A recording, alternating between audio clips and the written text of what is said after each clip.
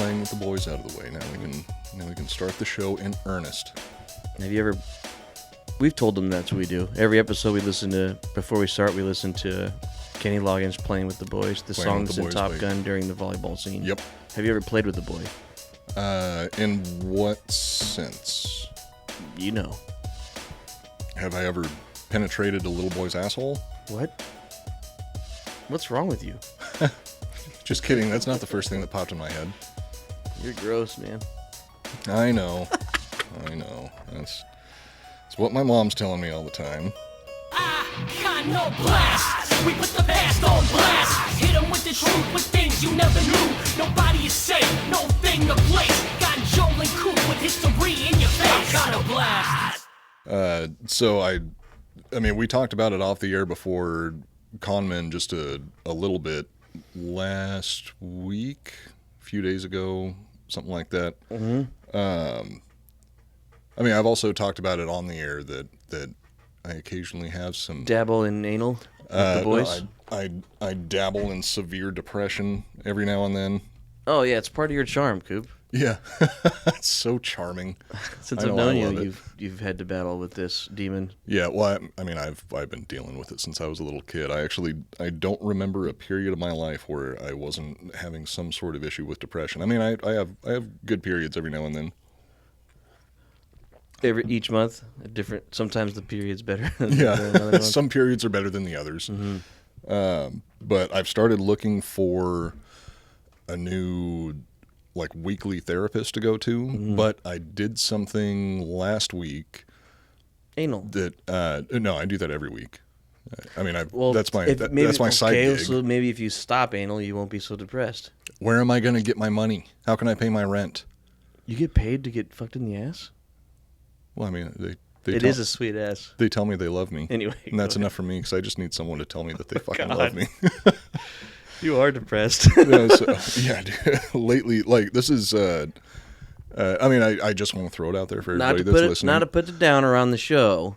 Oh, no, it's, I mean, I'll be fine. I've been through this so many times before that it's just like, fuck, here we go again. It's like, it's my version of menstruating.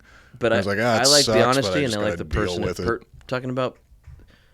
Part of the show is our personal lives, so I like that you're talking about this personal shit. I think people need to hear it because there's probably a lot of fucking depressed motherfuckers out there that be nice to know that there's someone else also fucking depressed. I know it for some. I think it's because misery loves company. It always made me feel better when somebody that I know or somebody that I look up to or just anybody talks openly about, like, oh yeah, battling fuck, I'm with depressed. Depression and shit, yeah. I'm like, oh, okay, at least I'm not the only one dealing with it. So yeah, anybody who's listening right now who's depressed, you are definitely not the only one dealing Coop's with it. fucking depressed.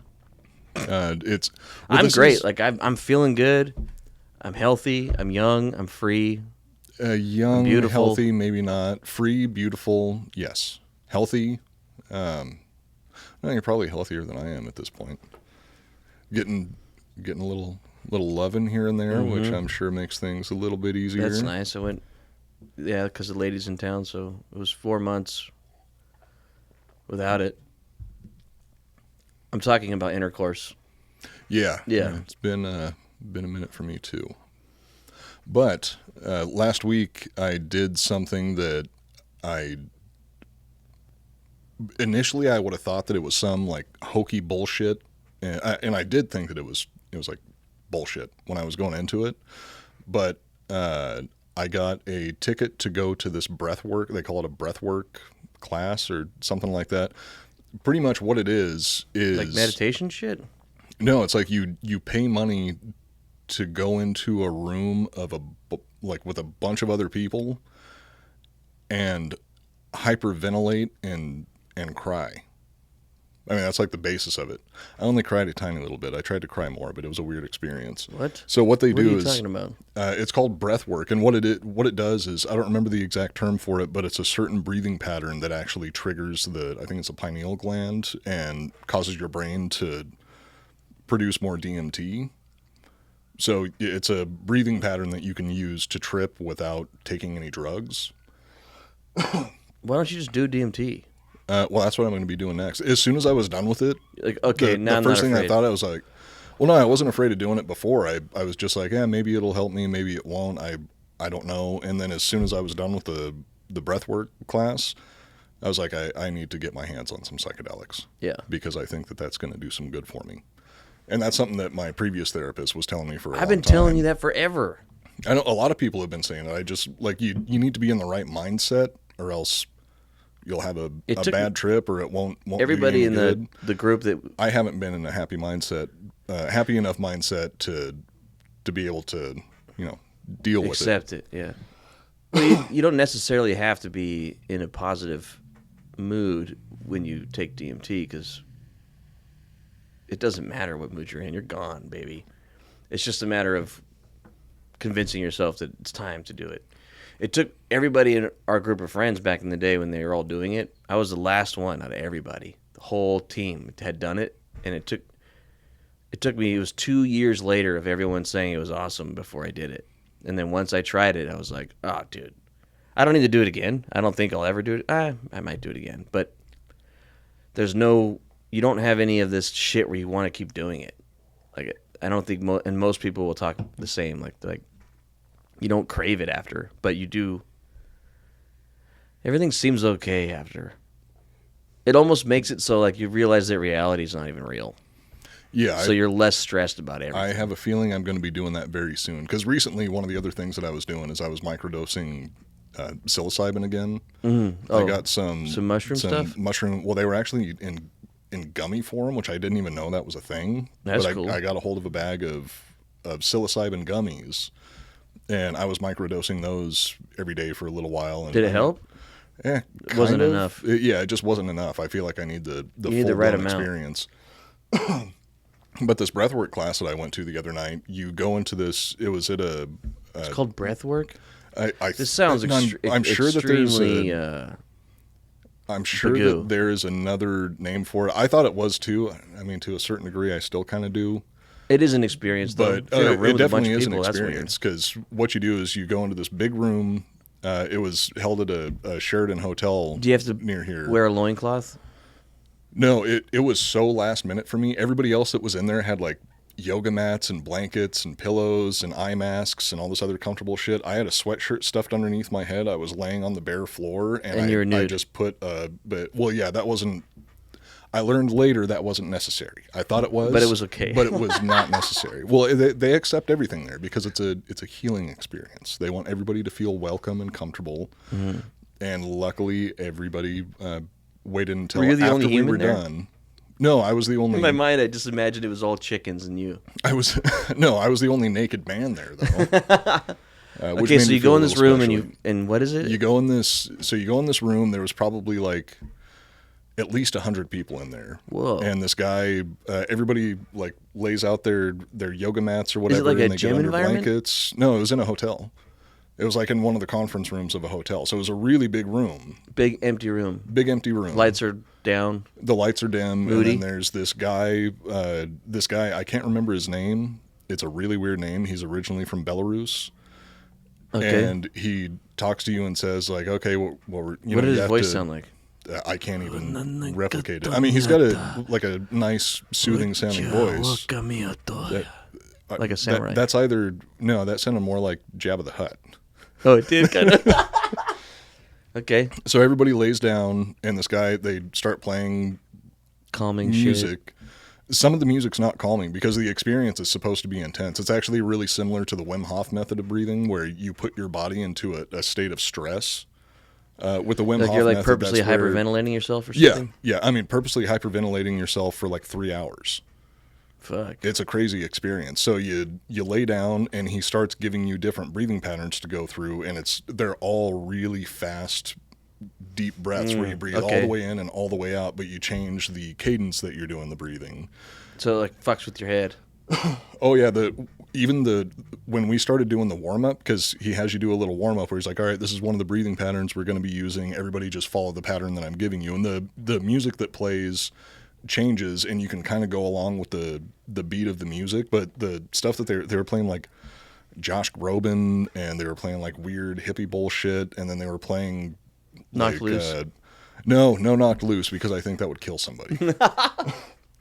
So you start doing this really, because you have to breathe all the way in as deep as you can, and then exhale all the way out as hard as you can with every single breath, but at different speeds. So some of the speeds are so fast that you feel like you're going to fucking die. The first thing that I started feeling is right away your hands and feet start tingling, and then like all my hands locked up and started cramping to where I couldn't control my fingers, like I couldn't move my hands. The muscles in my face started tensing up and cramping to where I was just making this horrible fucking face. But everybody's laying down with something covering their face. No one's paying attention to each other. No, nobody's paying attention to anybody. The people that are everybody's doing it right, fucking doing that. Yeah, and that's when the screaming starts. Because there are people in there that once they start actually tripping from this breathing method, they're just like screaming in agony and saying weird shit and sobbing, and it sounds like you're on a train car that's on its way to Auschwitz. What the fuck? Because people are like, no, because they're like reliving traumatic experiences and shit like that. So at first I was there for like about 20 minutes into it. I hear all of these other people start screaming and crying. I'm like, oh shit, am I doing it wrong? So I'm like, right now I feel really lightheaded. I feel fucked up, and my muscles are all locking up, and I'm like shaking. You're having a reaction, but not like that. Yeah. But I wasn't having that reaction. And the guy who runs the show and one of his assistants, they'll go around, and if they see anybody that needs help, like getting into the proper mind state, they'll go over and they'll do different things to help you out. I know. I was like the only person that didn't get a fucking hand job. I'm glad I didn't have to pay for the ticket myself. So it's like 20 minutes in, and I hear everybody else like going through the beginnings of their experience. I'm like, okay, I feel fucked up, but I'm not getting anything out of this. And all of a sudden, I hear the director, the guy that was running the show, walking up next to me, and he goes around with his assistant. His assistant is what they call a healer and hooker. I feel his assistant like jam his fingers into my stomach painfully hard in a very specific spot where I didn't realize that my muscles had locked up, and he presses on it in this weird way. And then the dude that was running the show just leaned down, like away from the microphone. He just leaned down and whispered into my ear, "What about your mother?" And then everything just broke the fuck loose. Whoa. Like he just knew exactly what to say. And all of a sudden that's when I started getting like the really intense experience. Everything just kind of unleashed, and I started thinking, I just had I didn't have like really a psychedelic experience. I didn't have very many visuals or anything like that, but I had these really strange, profound realizations about myself. Yeah. Which after it was all over and done with, because like I said, it's about 3 hours long where you're just hyperventilating in a room with other people for like 3 hours. And there's all these people screaming around you. Sorry, my chair. I'm sitting in a broken chair right now. So anybody who's listening to the squeaking, I apologize. I'm trying to sit as still as possible. So yeah, you hyperventilate in a room for 3 hours with a bunch of strangers, and the whole time it sounds like everybody is in a cattle car on their way to Auschwitz. They're just screaming and crying and saying it got all kinds you of like weird you things. actually were like, oh fuck. I never did any screaming. I had to kind of force myself to cry a little, because I knew at the time I needed a release. Like I was so fucking depressed going into that. Yeah. Like I didn't even want to talk to anybody, didn't want to see anybody.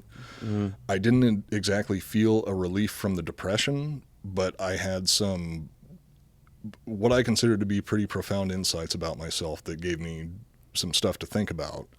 And after the whole session was over, the only major visuals that I had is once everything was over and done with, they kind of slowly bring you out of it. They start playing really calm music, and they walk around with like these weird chimes. So it's like you have these sounds happening all around you, and they like blow incense all over the place. It's real fucking weird. It's real juju-y. Yeah, I mean, I still recommend it's definitely an experience. It sounds awesome. I would recommend it to anybody. I mean, if you've done DMT and you go to that, it's going to be casual in comparison, probably.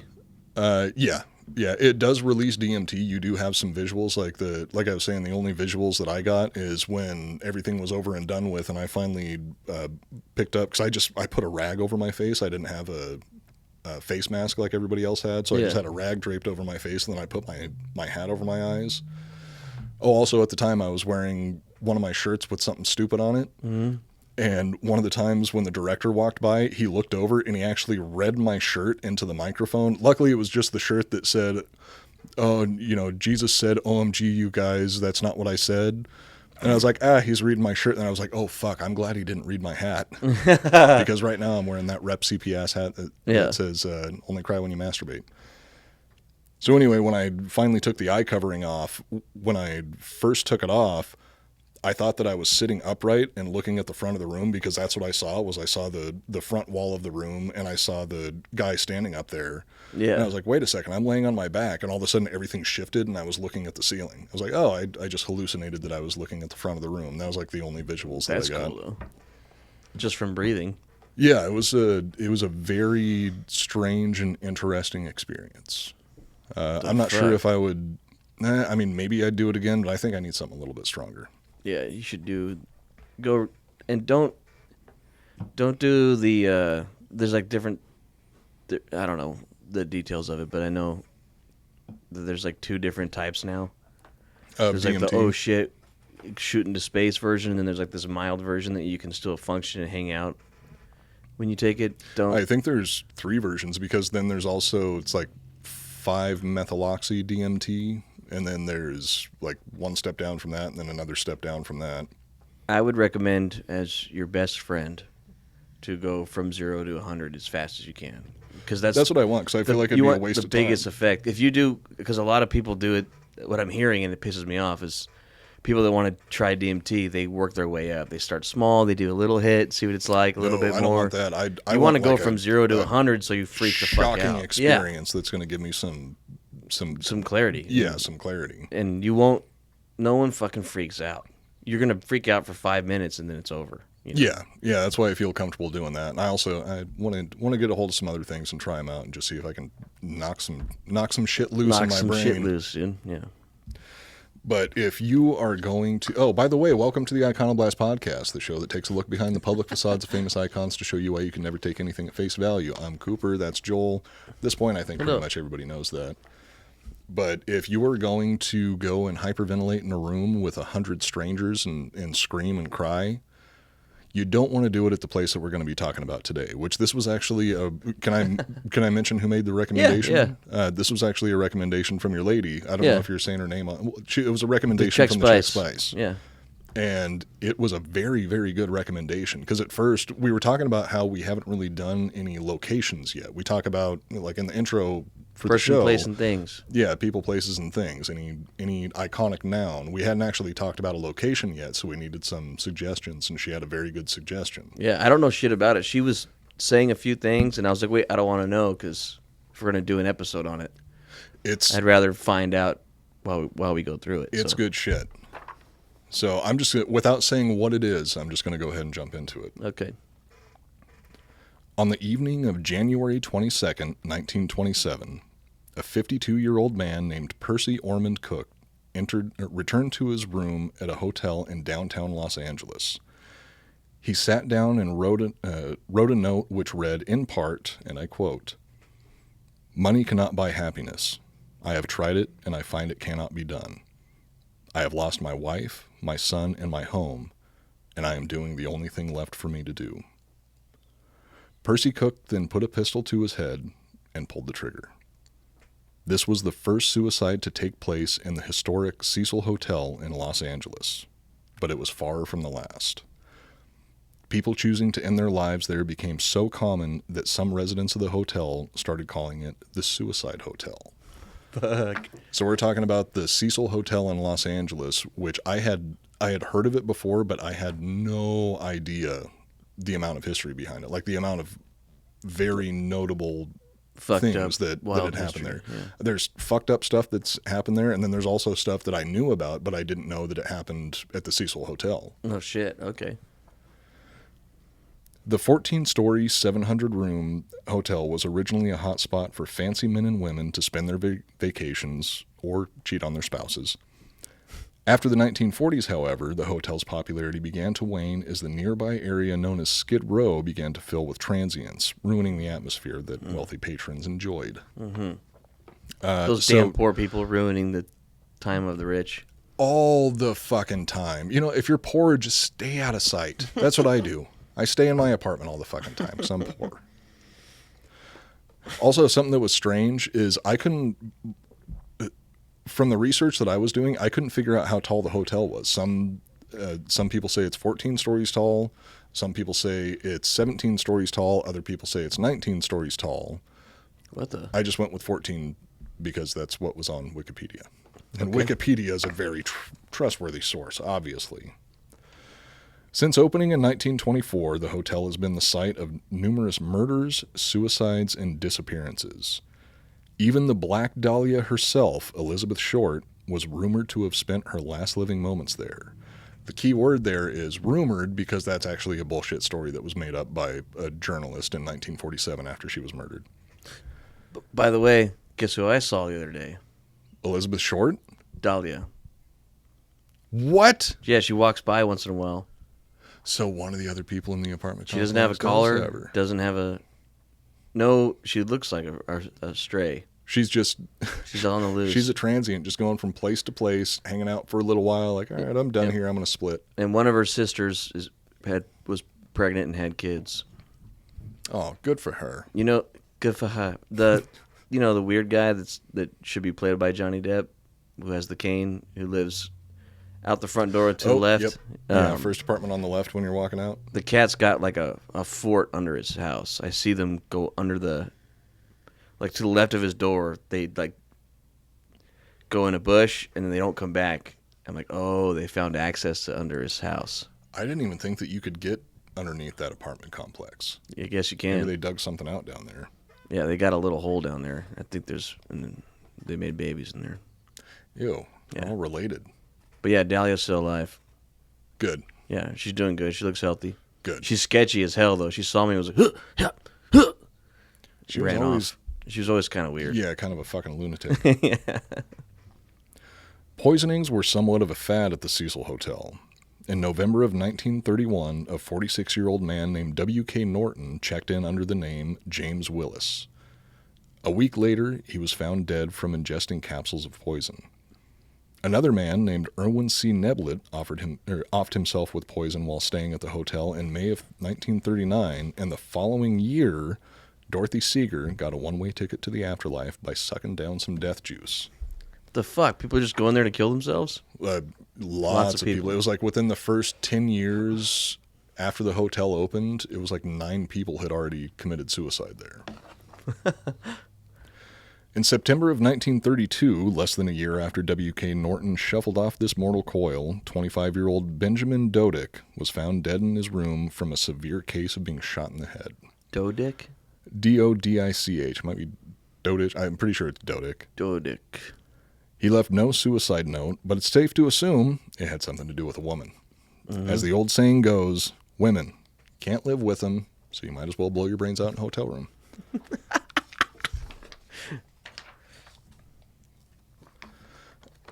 The W.K. What was his name? W.K.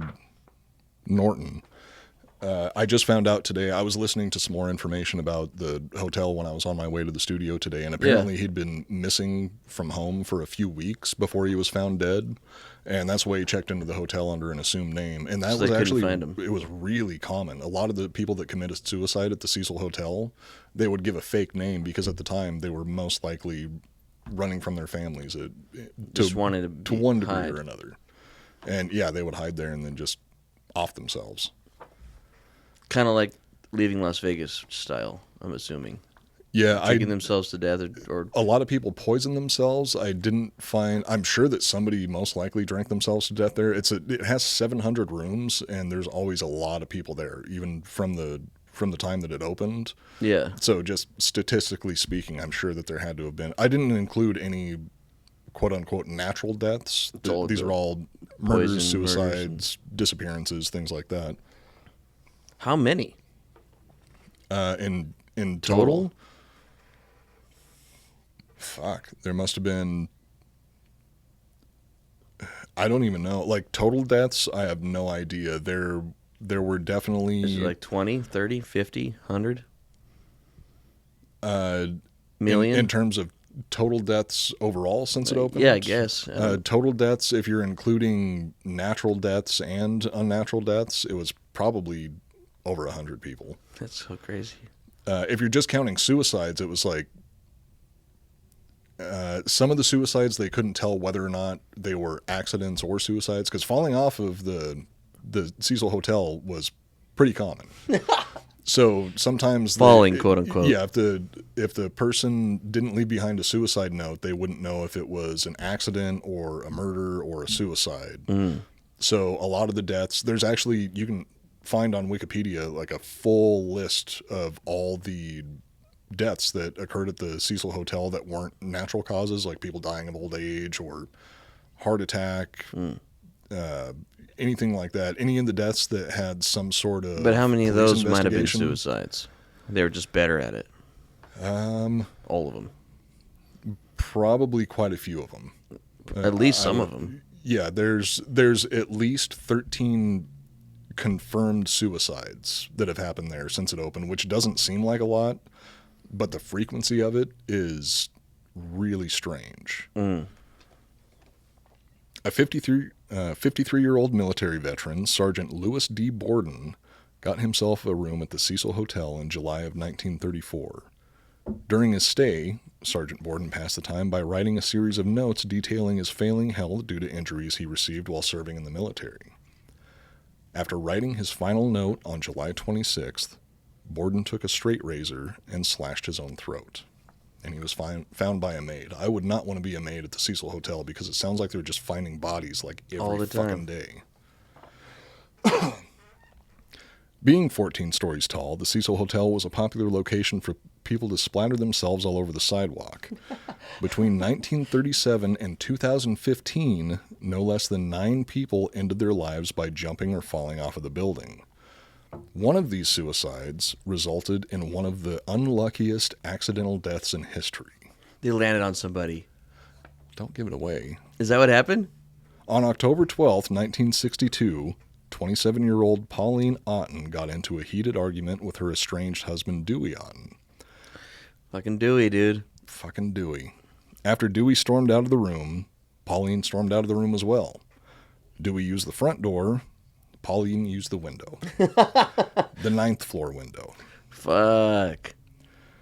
As Pauline and Dewey were arguing, 65-year-old George Giannini was taking a stroll on the sidewalk outside of the hotel. Holy shit, no fucking way. Suddenly, out of the clear blue sky, it started raining women. Pauline landed on poor old George, killing both of them on impact. When police later found the bodies, they believed the two had committed suicide together, but after an investigation, it was determined that George just had horrible fucking luck. Yeah. So when they found the two bodies, they thought that it was a suicide pact of some sort. Together. But then they realized that Pauline's shoes had fallen off, and George was just laying there on the ground with his hands in his coat pockets, and his shoes were still on. They're like, oh, fuck. Oh, no. That sucks. It killed him. Yeah, killed him on impact. And that is such a random fucking way to die. You're just walking down the street like, oh, It's man. a good way to go. This area has seen better It's days, like but it's a nice evening in the fall. And speaking of fall, women fell on your head. It just fucking killed them. I think it's a good way to go. Quick, painless, hopefully. Under a woman. That's how I and hope just to go. super unique. Never been done. How many times has that happened? I don't remember the name of... There was some philosopher who was killed... George Michaels. George Michaels, the famous Greek philosopher. Oh, he's Greek? Was killed when... George Michaels is dead, right? Died of AIDS. Yeah, I don't know if it was AIDS, but I'm pretty sure he's dead. I mean, if somebody told me, like, oh yeah, George Michaels is dead of AIDS, I would have been like, saw probably. that coming. There was some famous Greek philosopher that died because a bird dropped a turtle on his head, thinking that he was bald. This is most likely an apocryphal story. He did die from a turtle? A bird dropping a turtle on his head, but the assumption is that since he was bald, the bird thought that his head was a stone, and birds would drop turtles onto stones to break open their shells so they could pick out the insides. So a turtle got dropped on this dude's head and it killed him.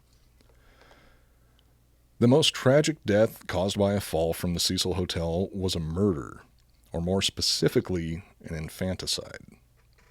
In September of 1944, Roger Podacter was killed. Roger Podacter was killed. 19-year-old Dorothy Jean Purcell. I was trying to That's why Roger Podacter's dead. He found Captain Winky. Yeah. Ace Ventura has been coming up a lot in my life lately. I have no idea why. I just watched it the other day. Really? And I'm pissed off. The first one? The first one, yeah. On Amazon, I paid for it. It was like $1.99 to rent it. They cut out the scene when he pretends to be the dolphin instructor. It's just not in it. Because of the gay joke. There's a gay joke in it? Because he talks about how his previous job was working with Siegfried and Roy. Is that why?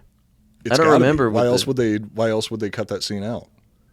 I didn't even remember there was a gay joke in it. Yeah, he's pretending to be gay, saying that he used to help train dolphins for Siegfried and Roy, and then he used to train dolphins for Roy, and then Siegfried showed up and wanted to change it to tigers, and then he got fired. So he was insinuating that he had a relationship with Roy from Siegfried and Roy, and then Siegfried showed up and wanted to use tigers instead, so he got fired. That part's so funny, though, when he's doing the dolphin sounds. Yeah. Yeah, that's fucking... I mean, they're even censoring Ace Ventura now? I guess. Jesus. Yeah, but, I mean, everything else was in it. Just other gay jokes, and... That is fucking He gets retarded. a blowy instead of getting paid from that woman with the big breasts. Oh, she offers to take off his pants. I didn't get that joke as a kid. I understand it now. Yeah. Einhorn's a man, and he's super upset that he kissed a man. That's another gay joke. Yeah, that whole movie is a giant gay transphobic. Joke. Yeah. So I mean, they would have to censor the entire fucking... They should just cut the whole movie out. Yeah, Ace Ventura needs to be canceled. It's 2022. You heard it here first. Ace Ventura. No, somebody else was probably already saying that. Put that scene back in. It's a great movie nowadays. Yeah, great movie. So the most tragic death caused by a fall from the Cecil Hotel was specifically an infanticide. In September of 1944, 19-year-old Dorothy Jean Purcell, who was 9 months pregnant at the time, went into labor while sharing a room with her 38-year-old boyfriend, Ben Levine. Somehow, Dorothy had managed to hide her pregnancy from Ben, but the baby was intent on coming out. I'm assuming... He didn't know? I'm assuming that Dorothy was a... She must have been... In the words of Buffalo Bill, was she a great big fat person? Ben was taking a nap when Dorothy went into labor, and she didn't want to be rude and wake him up by pooping a baby out in the middle of their bed. She excused herself and went to the bathroom, likely saying something about birthing a baby burrito. Jesus. It must have been common for Dorothy to scream while taking a shit because she was able to give birth with Ben being none the wiser. Gave birth in the bathroom. Either that or she was tough as nails, but I like to think that she poops a lot. Considering her assumed size, she probably had some pretty fierce shits in the past. You gotta be big. You gotta be big to hide a baby. There's actually there's a reality TV show that used to be on that's called I Didn't Know I Was Pregnant. Oh God. Just big Most girls. Of them are, big girls do not know they're pregnant. Great big fat ladies. They don't take care of their menstrual cycle. Like they just let the blood just. All of them? Well, if they're, that stops when you're pregnant. So that means that they don't know they're pregnant. They don't know when they're having their period either. It also stops if you are extremely obese or if you are extremely anorexic. There's a bunch of other reasons that it can come and go. Your menstruation can stop also, but I think they're just fat and dirty and disgusting, and they have their periods and not notice that either. Considering the women that I generally saw on that show, I Didn't Know I Was Pregnant, your interpretation is pretty correct. Ugh. As many people can tell you from experience, newborns are notoriously hard to flush down the toilet. Instead, Dorothy did what she always did with turds too big to flush. She tossed it out the window. Her newborn baby. What the fuck? Gave birth in the bathroom. She thought that it was dead for some reason, or she claimed that she thought that it was dead, and then chucked it out the window. The newborn's body was found on the roof of an adjacent building, and Dorothy was charged with murder. Jesus Christ. She was later found not guilty by reason of insanity. They're like, this bitch is fucking crazy. I would not want to be the person that found that newborn splattered all over the roof. That would have been fucking horrifying to see. Yeah, it must have been weird, like, the person that found it was like, what is that antenna or that cord? Oh, it's an umbilical cord. Oh, God, this baby died in a tragic bungee jumping accident. Yeah, what did she cut the cord with? That's how they found her, is they just traced the umbilical cord all the way back to her, and she was just laying in bed. Yeah, just sleeping. People didn't exclusively meet their demise by their own hands at the Cecil Hotel. Some of them were murdered. Dude, that's really fucked up. That was a really fucked up one. It's disturbing. I don't even want to make jokes about it. I felt bad about putting jokes in there, but I also thought that those jokes were funny when I wrote them, so I was like, fuck it. Let's do let's have a drink for the baby. All right, cheers to the unnamed baby boy that was murdered by Dorothy Purcell. Yep. Jesus.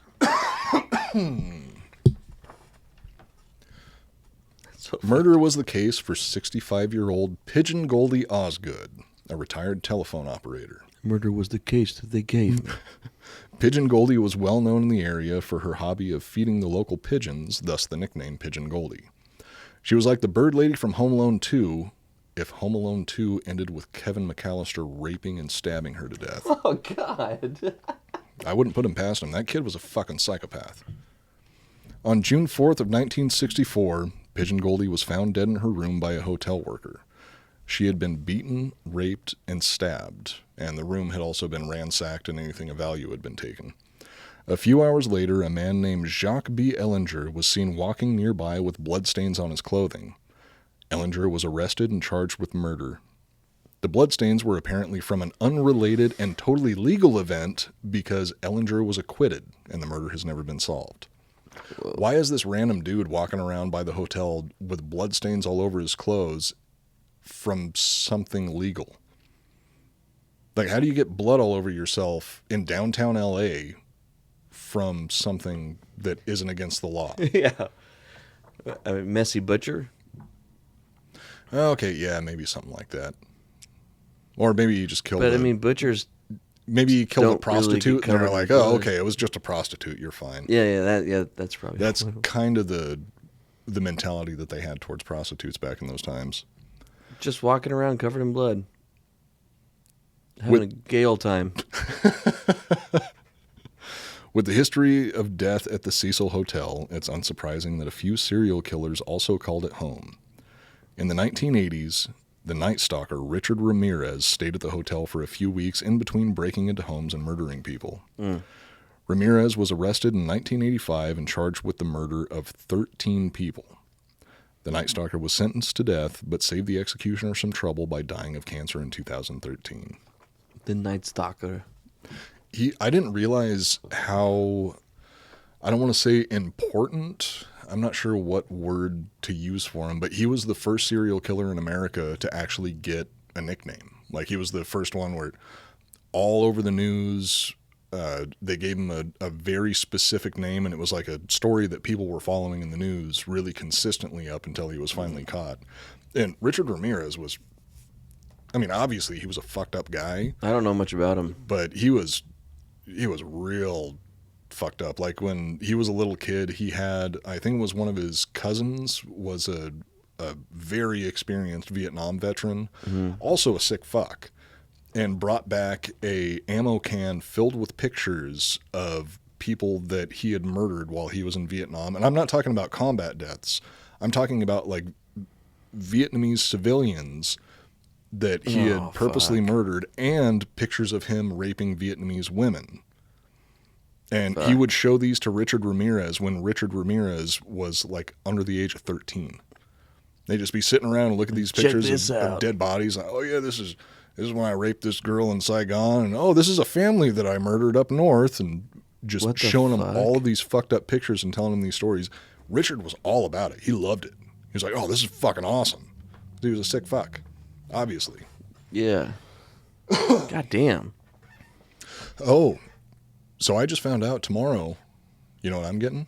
No. A ghost bed. Oh, nice. So for the first time in a while, we actually have a new ad for Ghost Bed because we all love Ghost Bed as they have been a loyal sponsor of the Drinkin Bros for over 69 months, and everyone raves about them. They have super comfortable mattresses that last forever, and they're made right here in the USA. Every mattress has a 20-year warranty. Some even have 25-year warranties, which I just found out. Okay. And you can try it out for 101 nights. If you don't like it, send it back with no hard feelings. One of our favorite parts about Ghost Bed is that each mattress has cooling technology built into it. So if you get hot at night like we do here in Texas, these are a lifesaver, which is good because summer's coming up and my apartment gets pretty fucking hot, and I don't want to have to pay for how much it costs to keep the air conditioner running all the time. Oh, I got to say something about the cooling pillows, because I had a conversation with a fan who bought one and was confused about it. So the cooling pillow comes with the pillowcase. The case over the pillow is the cooling system. Oh, that's what has There's all a zipper on the side. You could take that out and you can wash it and shit. But this person, I won't say their name, literally like bought the pillow and then put another pillowcase on it, and is like, it's not cold. It broke. Yeah, you don't need to put a pillowcase on it. It is in a pillowcase. The pillowcase is the cooling technology. Yeah. It's the exoskeleton for the pillow itself. Yeah, it's the exoskeleton. But the pillows, even without the cooling pillowcase, those pillows are fucking amazing too. Like, I cannot tell you how excited I am to have an actual bed in my apartment, because I've been sleeping on that fucking air mattress. You're still on the mattress. Still on the mattress. You get it tomorrow? Yeah, tomorrow. I'm not sure what time I'm picking it up, but at some point I'm getting it tomorrow. Fuck yeah.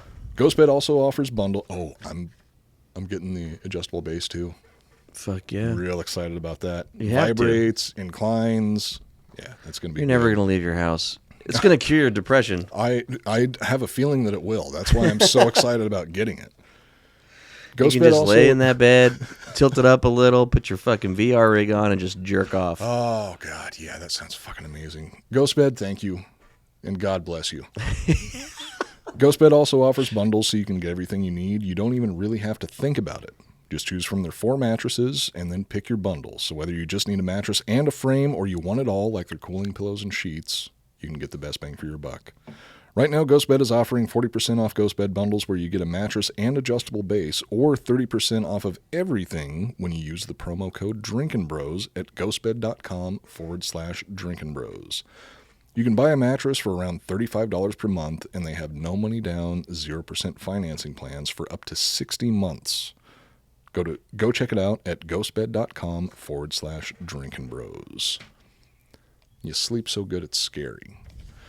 So our other sponsor for this episode is the one and only Simply Safe. And yes. I have been kind of considering getting Simply Safe at my new apartment as soon as possible. Really?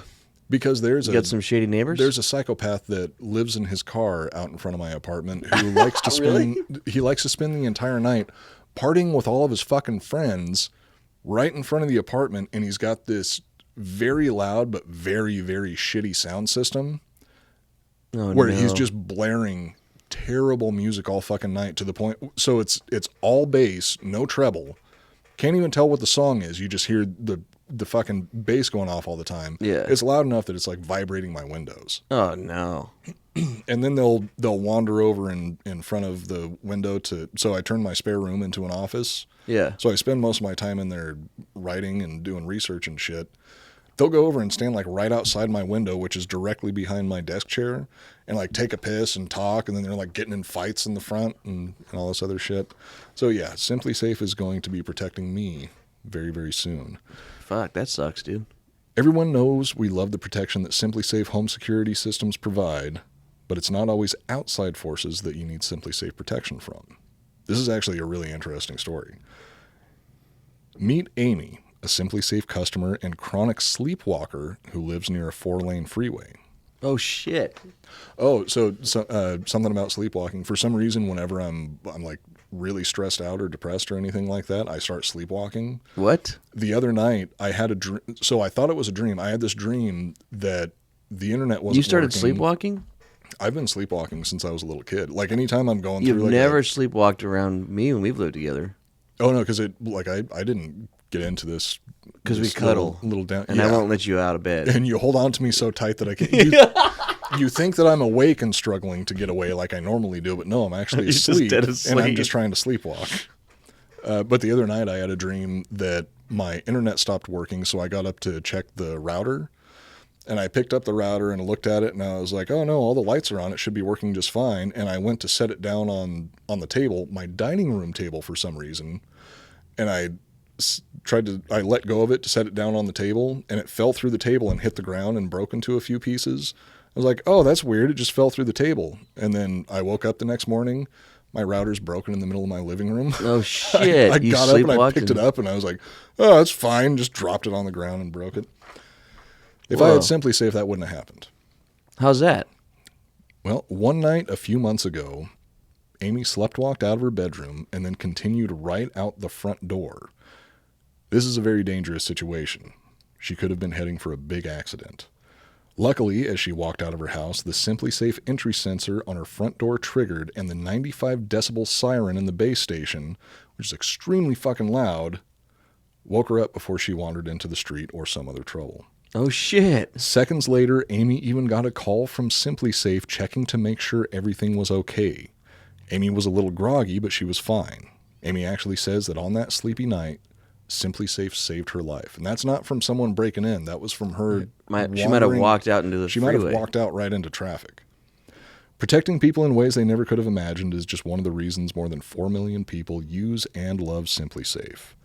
You can customize the perfect system for your home in just a few minutes at simplisafe.com/icon. Go today and claim a free indoor security camera plus 20% off with interactive monitoring. Go to simplisafe.com/icon. Nice. So yeah, maybe I need to get some SimpliSafe to just protect me from myself until I'm out of the dark. You just have it in your room and on your bedroom door. So if you sleepwalk, the second you start to walk out of your bedroom, the alarm goes off. I'm purposely setting off alarms so they'll call me and check on me. I'm like, I'm so glad that you called to check on me. You mind if we just talk for Bob? a minute? Like, is this Bob? Yeah, it's Bob. How's it going, Coop? What's going on? You can't just set the alarm off just to talk to me, Coop. Oh no! I swear, somebody was breaking in. Yeah. Can you send somebody over to check on me and make sure? Can you send someone over to tuck me in? I mean, to check. Check on me. Just sensor. I'm real scared right now. And if they could cuddle with me until I fall asleep, I'd really appreciate it. All right, where did we leave off? So, as we were talking about before, Richard Ramirez was a resident of the Cecil Hotel while he was murdering up to 13 people, and he would go back to the hotel in between some of his murders. He wasn't living there the entire time because he had a fairly long career. I think he was around for like 5 years or something. Nice. There was another serial killer that stayed at the Cecil Hotel, and this guy is weird as fuck. Guess where he's from? Austin. You are... In terms of how it's pronounced, you are extremely close. Austria. Yes. Austrian serial killer Jack Unterweger, also called the Hotel of Death home for a little while. My second cousin. Arnold had a serial killer cousin. Unterweger had already been convicted of one murder in 1974 and sentenced to life in prison. While in prison, Unterweger passed the time by writing stories, plays, and poems. Oh. An autobiography he wrote while locked up gained enough attention from celebrities across the world that they launched a campaign in 1985 to have him released. It wasn't that he had been wrongly convicted. He was so repentant and presented himself as being such a misunderstood character that there were like 2 different Nobel Peace Prize winners who argued to have him released. Like he was just misunderstood? Yeah, he was just...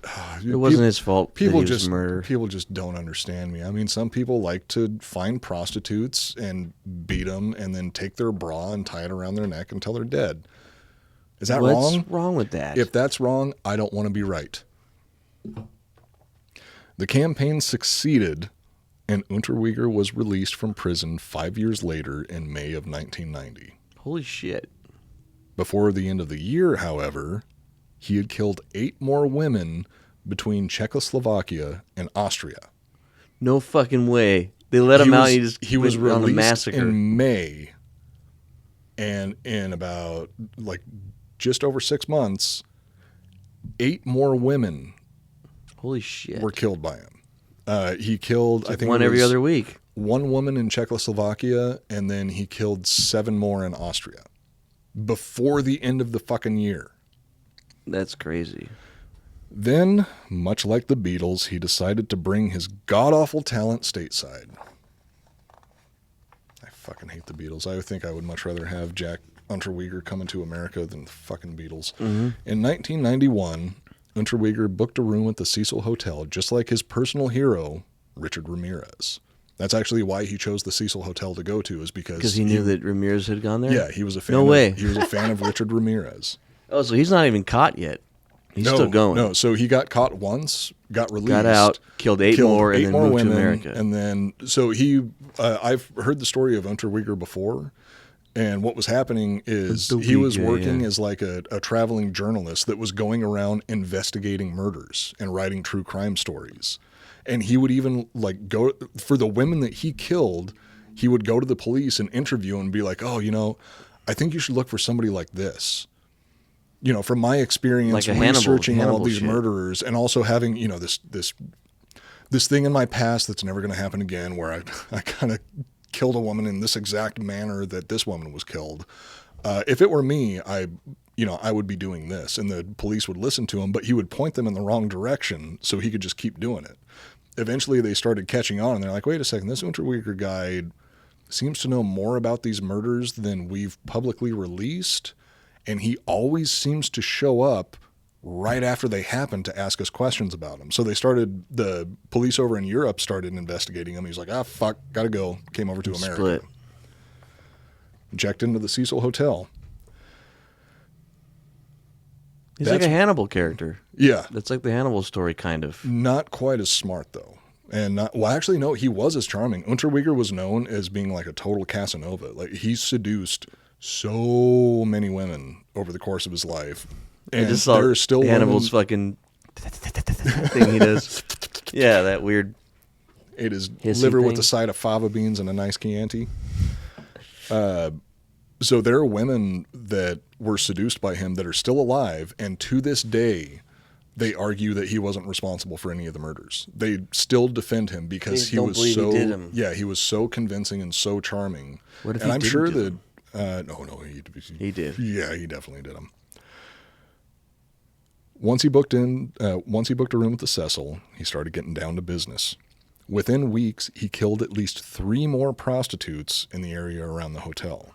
Fuck. His favorite method of murder was strangling the woman with her own bras, utilizing a very specific knot to tie the underwear around the victim's neck.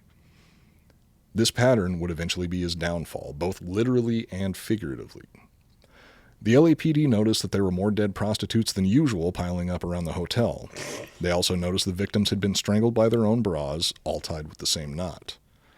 Police began searching for a serial killer that they assumed was either a sailor, a Boy Scout, or a bondage enthusiast. With the cops on his tail, Unterweger went on the run. He had a girlfriend at this time that was on the run from the cops with him.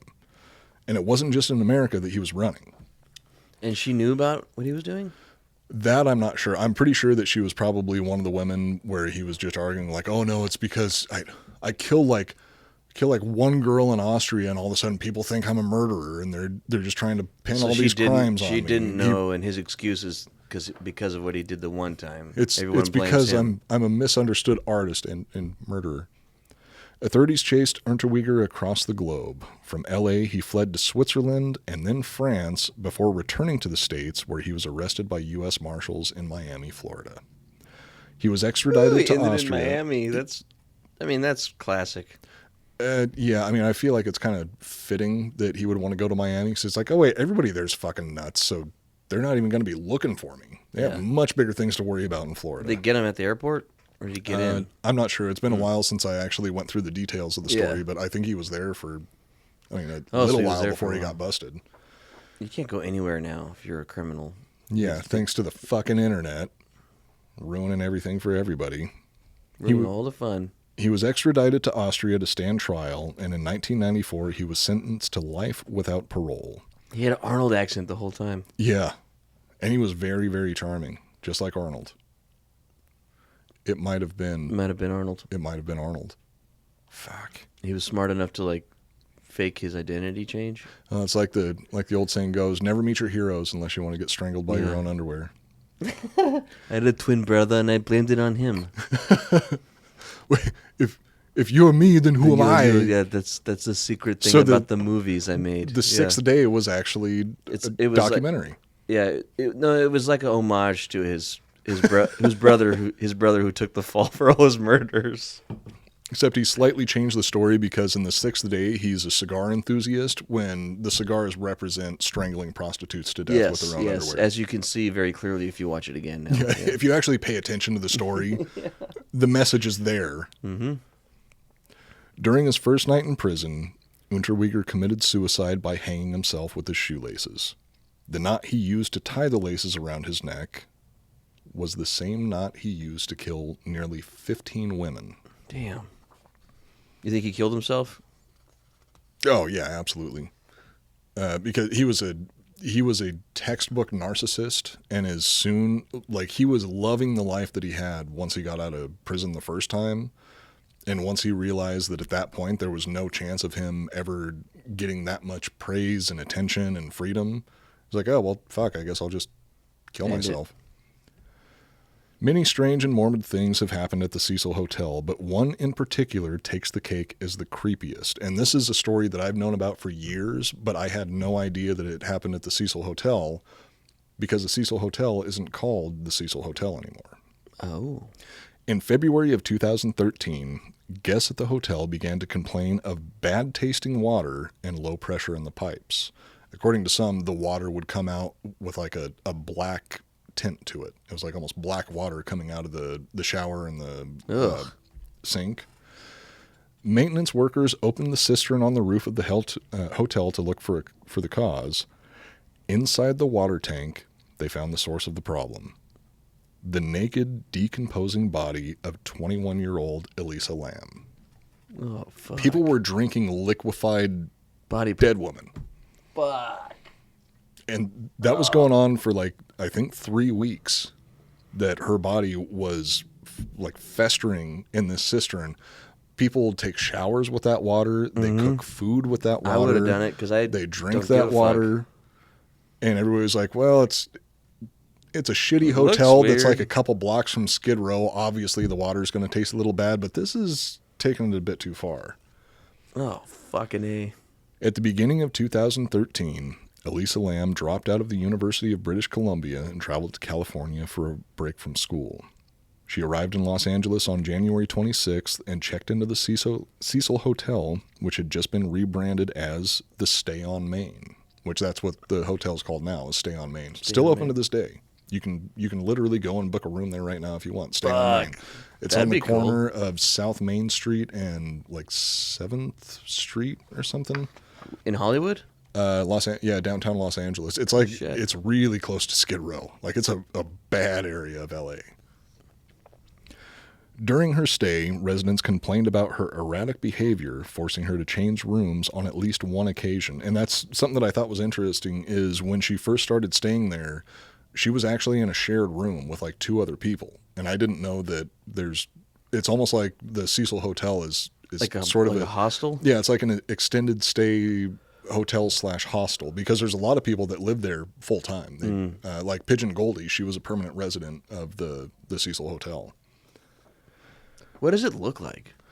Is it like the hotel from John Wick?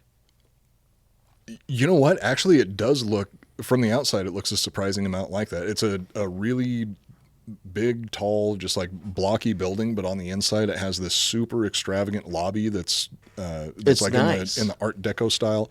It's old school. It's nice for 1926. So it's and vintage. Then if you consider that it's hardly been updated ever since 1926, it's not. So it smells. It probably smells like dead people. There's dead people in the everywhere. Fucking water. Yeah. Fucking whoa. We should stay there if we ever go back to LA. I'd like to. I just watched a YouTube video this morning when I got up of somebody actually going through and exploring the different floors. And it still, even after being rebranded and partially redecorated when they turned it into the Stay on Main, it still looks like a place that people go to either murder someone or commit suicide. Yeah. Like if I was going to do it, I'd be like, that's a perfect place for it.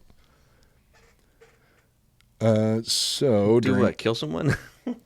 No, I'm more of a threat to myself than anybody else in the world, in more ways than one. Elisa was even kicked out of a live taping of Conan O'Brien's show due to her reportedly being disruptive. A few days later, she disappeared. Conan O'Brien killed her? Don't say that on the air. The O'Briens are like the equivalent of the Clintons. If you get on the bad side of the O'Brien family, you will get suicided. Yeah, right. It might have been the O'Briens that actually suicided Jeffrey Epstein. That would be insane. Conan O'Brien. No. No, There's no fucking way. That would be insane if we found out he had killed like 8 people. Do you know how big he is, though? He's a big guy, but he's Isn't he like he's like 6'4" or some shit like that? He's giant. Big teeth, kind of gangly. That's the type of person that I would expect to. If Conan O'Brien wasn't a talk show host, he would be a serial killer. I'm pretty sure. Because he's charming. Maybe. Oh, yeah, I guess that's how it works. You don't know what he does in his free time. I do, too. His podcast sucks. He's got a podcast? He's had one for a long Jesus time. Even Christ, when he was everybody still has a fucking podcast. When he was still doing the show, he had it already. But it just, I don't know. Overproduced. Oh. Yeah. After Elisa was reported missing, investigators reviewed security camera footage from her last night at the hotel, hoping to shed some light on her mysterious disappearance. The footage made the case even more confusing. So I was actually thinking, I'm going to pull the footage up on my phone. It's a 2-minute clip. Okay. And we can watch it together, kind of describe it. All right, so right now she is in the hotel elevator. Is there sound? No. Press some of the buttons. Oh, I turned the sound down because it's security footage, so there's not any sound. She's okay. Now you notice how she's out. peeking out the elevator like very quickly. She seems paranoid, like she's looking, and now she's hiding in the corner of the elevator. She looks like there's somebody following her. Yeah. And she's trying to get away from them. But at the beginning of it, you'll notice that she presses like every single button on the elevator. All right, she's peeking out the elevator door again, making sure not to step all the way out, peeking around the corner. What the? She's a little crazy. Back in the elevator again. That's a weird movement. That's like on drugs. She's on drugs. Actually, I have an explanation for that. The explanation is drugs.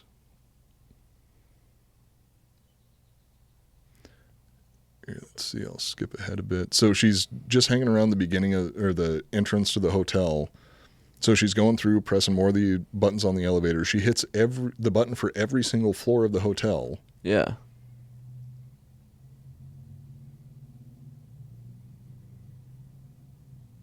What the hell? That's like the scene from Elf when he gets in the elevator and just pushes every button because they look cool and they light up. Yeah, Elf was actually a dramatization of Elisa Lamb's disappearance. At the end of Elf, there was a deleted scene where Will Ferrell is found dead inside of a hotel cistern. Oh, yeah. So you also notice she's making really weird gestures with her hands. Yeah, with her hands. And so in the very beginning, it looks like she's looking for somebody. She's scared, paranoid. It's like somebody's following her. She seems like a crackhead. She starts doing weird shit like this, and now she seems like the average person that you would find within a few blocks of Skid Row in L.A. Yeah. Or in pretty much any part of L.A. So she has left the elevator at this point. I'll skip ahead. Elevator door closes. It's the last time she was ever seen alive. Whoa, what the fuck? So, the video from January 31st shows Elisa entering the hotel alone, acting erratically and making strange gestures. After entering the elevator, she hid in the corner and peeked out of the door as if somebody was following her. She then pressed the button for every floor of the hotel and ran out before the elevator doors closed. On February 19th, her body was found inside the hotel's cistern. She didn't really run out. She did a line dance and she's vibrated and flicked her wrist like she was on drugs, and then slowly walked away. Yeah, and you can tell from the footage that there's definitely something off about her. Police posted the security footage online, leading to many theories about the events surrounding her death. Some believe she was being pursued by an unknown attacker, while others claim her erratic behavior was the result of her being high on drugs. In reality, it was the lack of drugs that led to her death. Elisa suffered from a severe form of bipolar disorder for which she was prescribed a bevy of medications. According to her family, she had a bad habit of not taking her medicine, which had resulted in psychotic episodes on several previous occasions. A toxicology test found that the low concentration of drugs in her system was consistent with her failing to take her crazy pills for several days. This resulted in a psychotic break, which explained her strange behavior. It didn't explain everything, though. Many mysteries remain unsolved regarding the death of Elisa Lamb. She put herself in there. Did she, though? This is actually it is still a little weird. Investigators are unsure of how she even gained access to the roof in the first place. The doors and stairs are locked with passcodes or keys, and had she forced any of these doors open, it would have triggered an alarm. The fire escape on the side of the building could have granted her access to the roof, but police dogs were unable to find her scent outside of the hotel. Another unanswered question is how she was able to get into the cistern on her own. The 8-foot-tall tanks had no fixed access points, and hotel workers had to bring a ladder to reach the hatches on the top. The lids of the tanks were also very heavy, making them almost impossible for Elisa to open on her own. Oh, shit. While hotel workers did report that the hatch to the cistern was open when they discovered her body, no ladder was found. So they don't know how she was actually able to get herself naked and inside the cistern. She was naked. And as far as I know, they don't know where her clothes are either. I don't think they ever found her clothes. What the hell? So somehow she got from the ground floor of the hotel up to the roof, lost her clothes somewhere along the way, got up on top of... Are there no cameras in the stairwells? It just so happens that the security footage that they have there the footage that they have of her are the only places that they could capture her on camera. All the other places that she went, there were no security cameras. So she got up to the roof, got rid of her clothes somewhere. Like I said, I have no idea if they were ever able to find her clothes. And then these cisterns are 8 feet tall, but then they're also sitting on top of big cinder blocks. So they're probably closer to 10 to 12 feet tall, with no ladders on the side of them. Somehow she got herself into the tank, up to the top of the tank without a ladder, naked, lifted up this big heavy hatch to get into the cistern. So she didn't do that. And then just dropped into the cistern and drowned. And that's roughly the official story of how Elisa Lamb died. So there's no way that she could have done it herself. I mean, they're honestly... Because you can't put a ladder away after. Occam's razor would say that there is some sort of simple explanation to it. We'd have to go there. The simple explanation would be that somebody found her in a vulnerable state. Whooped her ass, stripped her naked, probably raped her. Dumped her in there. So knew where the cameras were, knew to avoid the cameras, knew the passcode. Or just didn't care and got lucky. Or it could have been one of the... Well, he'd have to know the passcodes. It could have been somebody from the hotel because they would have been able to... They would know where to go. They know what the ladder is, to put the ladder right back where it was. Put it back. But why would you want to do that? That's a really good point. That's the part that's weird. I'm like, a sick fuck that wants to rape and murder a 21-year-old? Was she... Oh, but she was so fucked that they couldn't tell if she was raped or not? So there was some like kind of sketchy evidence of sexual assault, but there's like natural explanations for it where they found hemorrhages in her... She was probably fisting herself before she got in the elevator. Anal cavity that could either be explained by sexual assault or it could be explained by the decomposition process. Another thing is the lack of drugs in her system can also be explained by the decomposition process, that the medication that she was on for her bipolar disorder could have just naturally degraded over the few weeks that she was decomposing. So that doesn't look like someone on medication that's supposed to make you calm. She looked like she was on a bunch of uppers. Yeah, she looks like she's cracked the fuck out. Yeah. But I mean, to me, I honestly think that the explanation is she didn't take her medication. She went a little cuckoo. Didn't take her medication and then went and bought a bunch of coke. Could have done that also, but with a psychotic break from bipolar disorder in a shady hotel, maybe she was going to the place where she buys her cocaine.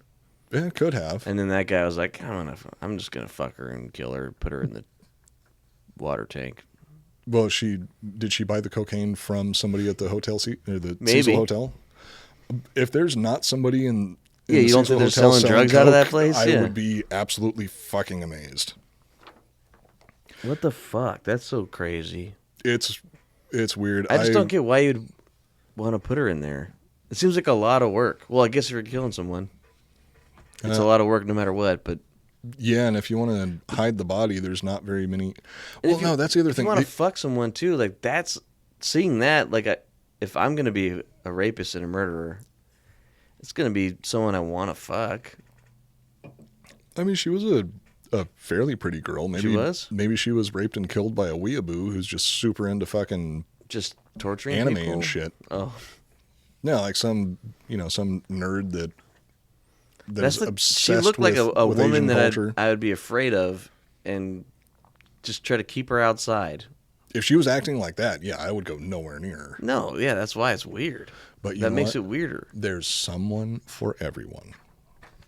Oh. The Cecil Hotel may have a new name, but its long and deadly history can never be erased. No lives have been claimed by the Cecil curse since 2015, but it is only a matter of time before the Reaper once again pays a visit to help guests check out of this hotel of horrors. Yeah, I'm like, fuck, that's only 7 years. I know. That's not very long. I think it might be one of the longer stretches of time that something fucked up hasn't happened at the hotel. Yeah. But not by much. Because if you go through the I'm going there. I want to go check it out now, I'm planning a trip in the next month or so to California just for the weekend to see my parents and hang out for the weekend. So, and you fly into LA, so I gotta go. It seems like it must be a pretty cheap place to stay also. I don't know if I ain't gonna stay there. Come on. I'll go in the lobby. I'll take a picture. I ain't staying the night there. Stay one night. Stay one night on the 9th floor. I'll murder somebody. No, 9th floor was for suicides. For murders, I think you have to go to the 5th floor. Okay. You can ask the doorman. Which floor do I go to for murders? Yeah. Who needs to be killed? Can I get access to the roof, please? I'd like to see the water tanks. I'm investigating the murder of the crackhead that was here in the 90s. Me and my lady friend here would like to go see the cistern on the tank of the roof, please. Yeah. And is there a route that we can take up there that does not have any cameras? We're camera shy. And where's the ladder? Oh, yeah. Also, unrelated, can I borrow a ladder from you, please?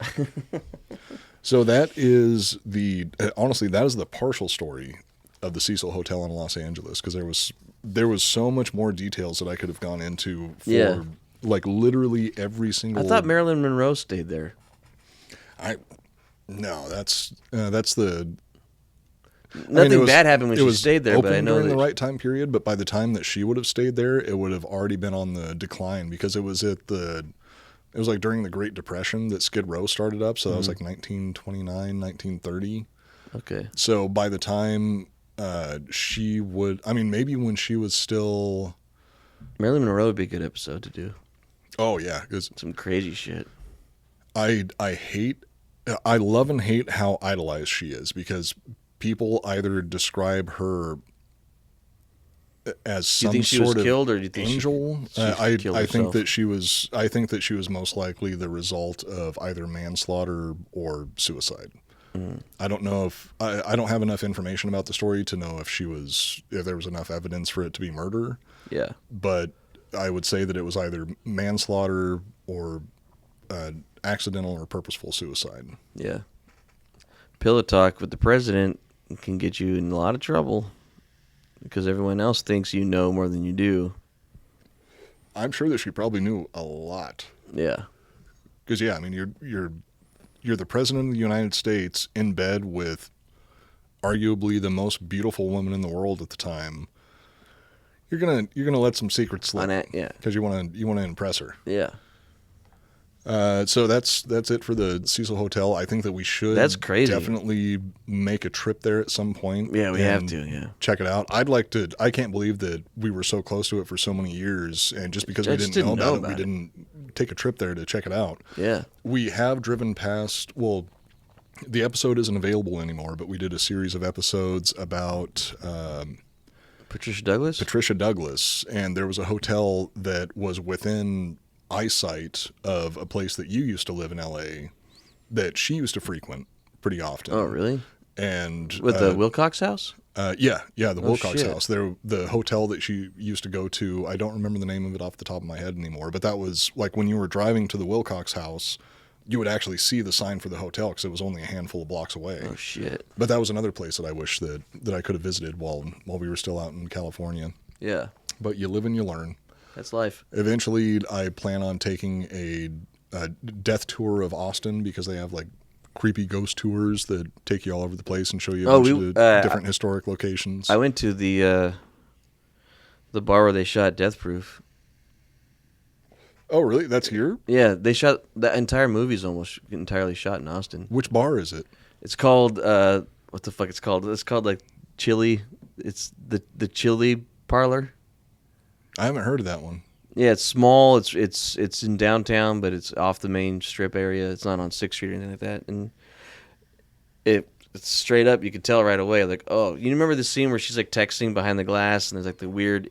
There's glass windows on the inside of the bar. Oh yeah. Yeah, those were there, and I was like, oh yeah, this is the spot. This is where they shot. Yeah. Yeah, I haven't checked that one out. There's cool. a few places that I still. There's need two to go places here. too. The other one's called like Guaro's Taco Shop. It's where something like that. I don't know if I said it right. Guerrero's or maybe I don't remember. It's just honestly, that the wide shot when he stops outside and like does it burn out and takes off, and he sees all the girls coming out of it. Is that the scene where he walks up and touches one of their feet? No, that was a liquor store. It's the scene where they have that long ass footage of Quentin Tarantino molesting the actresses because he's got a foot. He was fetish. like, "Kurt, go lick that dude.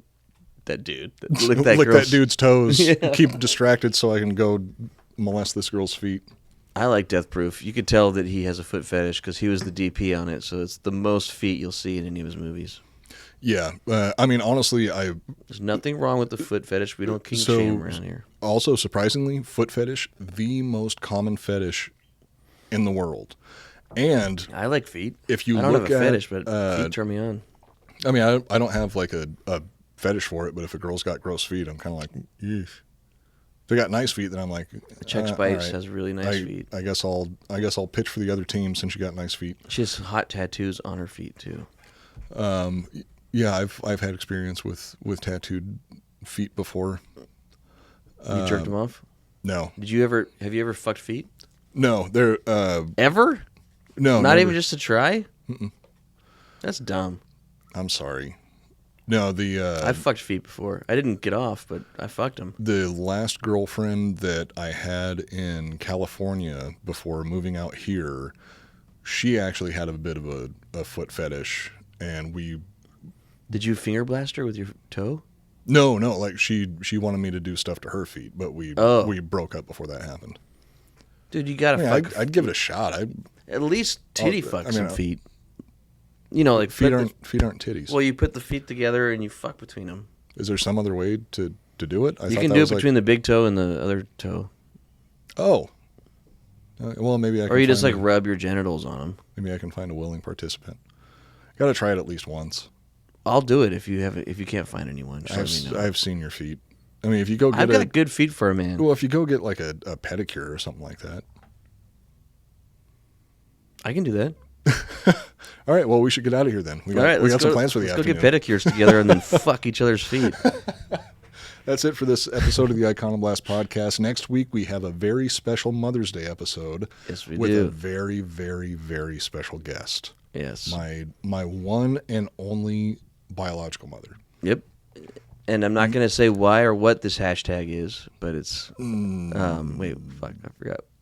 Hashtag Uniballer. Yeah, Uniballer. Find out why. Hashtag the Uniballer. You'll find out why next week on the Iconoblast podcast. But yeah, hashtag the Uniballer. Meemaw Coop is a guest on the show, so tune in next week for the Mother's Day episode. We also talk about some very incredible mothers from history. Yes. I had to save some of the other ones for future Mother's Day episodes because there's been a lot of badass moms. A lot of badass mamas out there. So, yeah, anyway, follow us on Instagram at Iconoblast Podcast. You can follow me at Coop Newcomb. You can follow Joel at Joel R. Benner. Don't forget to subscribe to the Drinkin Bros History channel on YouTube. You can join us every Monday night at 9 p.m. Central Standard Time. And we do live premieres of our shows where Joel and I actually sit in the live chat and we talk to all the listeners that show up. Yep. Numbers are up on the chat, on the video. We're getting up there now. Good. Yeah. Good. That's good to know. So everybody else... Go subscribe. Join us for the Monday night premieres. You could see what we look like and see how skinny Coop is and how fat I am. Oh no, I've been packing on the pounds lately. I'm getting the gut. You're tall though. It makes it a little bit easier. Makes it easier to hide. But I still feel the jiggle when I'm walking. Got the jiggle back. Welcome back. No, man. I've had it back for a couple months now. Nice. Pretty much good for you. It's healthy. Pretty much since I started drinking again and started making enough money to actually buy food for myself, I started just gaining weight. Stop eating crackers all the time. How dare you? Switch to kale. How dare you? Drink as much as you want if you just eat kale instead of crackers. Okay, but I'm trying to not commit suicide. I have to enjoy don't eat something. the kale then. Yeah. All right, we'll see everybody next week. That's it for this episode. My name is Matt Cooper. I'm Joel Benner. And we are reminding you to never take anything at face value. Ever. And stay away from the Cecil Hotel. No, stay at the Cecil and kill someone. Give us more content. More content. Yeah. Later.